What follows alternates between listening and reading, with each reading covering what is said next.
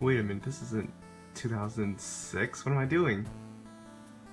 Hey guys, so today I'm going to give a very vague explanation on how to make these custom Orcas with the secret rare foiling.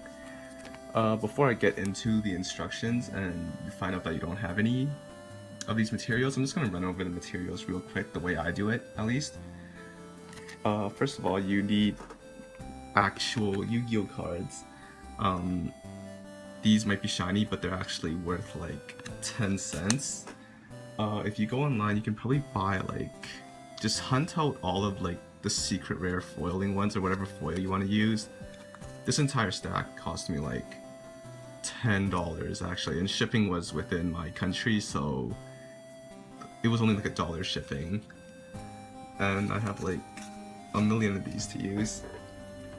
Next up, we need hand sanitizer. Pick your favorite scent, it doesn't matter, you're going to be using it on the card.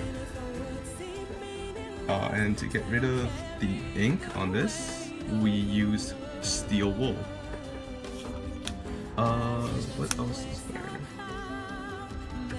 Oh yes, for the actual card, transparency paper, or overhead paper as some people know it.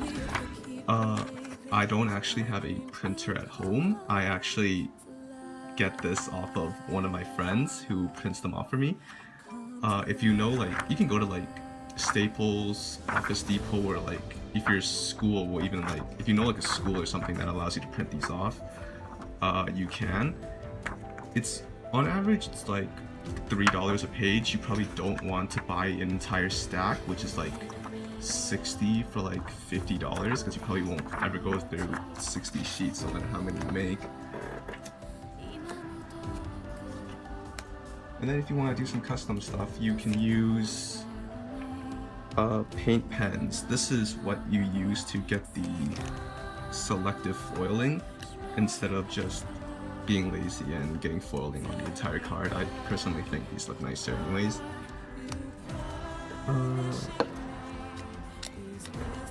So without further ado, I will actually show you how hand sanitizer interacts with the ink on the card. Of course, I won't waste your entire time, so I'll just do a bit of a sample here. So essentially, you just lather some hand sanitizer on the card, get your steel wool, then even just very gently, you can just scribble off you can just scratch off the ink. As you can see, that was actually a really quick process, and I hardly used any muscle at all. And eventually you should end up with a card like this, which looks really nice. If you do a super rare, then you get a super rare rarity. Next up is probably the card itself. You don't have to design it specifically like this way. I've been playing Nier Automata recently. I actually love the game. I think it's fucking amazing. So these are the recent ones I've made for that project. So once you have your card ready, we can go over to the overhead, or this printed out thing.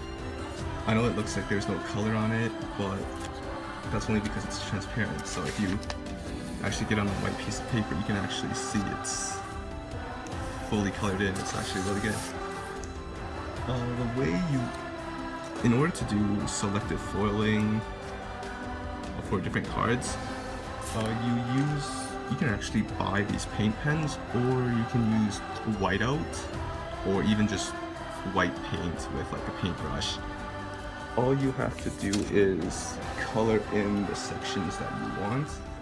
I'm working on, like I said, the V2 deck in my last video. All you have to do is color in the sections that you want, and they won't show up as hollow. And what you should get is a result that looks something like this. Don't know if you can see that.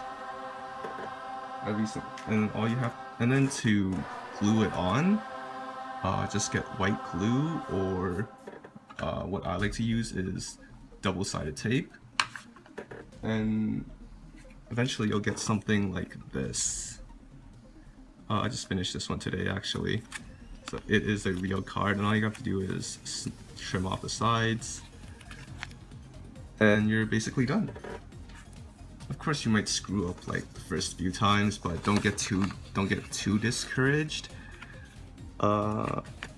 They actually, if you do them well, they actually do real pay off, and like they're really satisfying if you're into that kind of stuff. They honestly don't even have to be monsters. Like, you can be creative. You don't even need any wording. I actually made this one for a friend because he's building an ancient gear deck, so I gave him like a custom token so he can go to locals and be like, oh shit, look at my custom token, right? Yeah.